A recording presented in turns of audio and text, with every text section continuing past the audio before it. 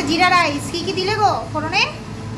তেল আছে, ঘি, গোটা গরম মশলা, গোটা শুকনো লঙ্কা, তেজপাতা আর দারচিনি। ওই গোটা গরম মশলার মধ্যে পড়ছে। আর তোর গোটা জিরে, জিরা রাইসের গোটা জিরে।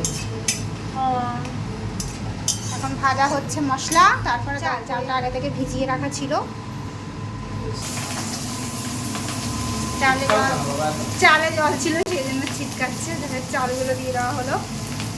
চালটা একটু ভাজতে হবে।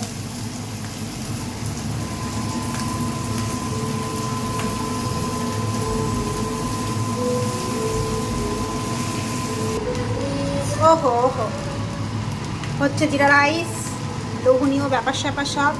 এখনো চিকেন পকোড়া হওয়া বাকি। জিরা রাইস হলে তো বেশিক্ষণ টাইম লাগবে না। তা ঠিক।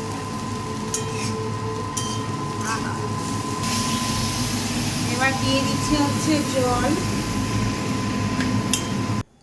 ওদিকে জিরা রাইস হতে হতে পকোড়ার প্রিপারেশনটা বর করে দিচ্ছিল। আমি বললাম আমি করি, বললো না আমিই করে দেবো। ঠিক আছে কর বাবা, যাতে শান্তি হয়।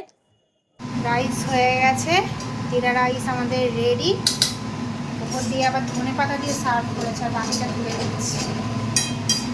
ব্যাপার স্যাপারই আলাদা। গরমে আমি আর পারছি না, আমার অকাত শেষ। ঠিক আছে, পকোড়া সব রেডি করে দিয়েছি, খালি শুধু বলেছি পকোড়াটা ভেজে নাও। আমার দ্বারা আর হবে না, এত গরম পারছি না। এবার এখন আমি খেতে ধরেছি। আজকে খাওয়াটা একদম জমে যাবে। একদম পুরো রেস্টুরেন্ট। ভাবছি একটা রেস্টুরেন্ট খুলবো, বুঝলে। একদম আমি আছি।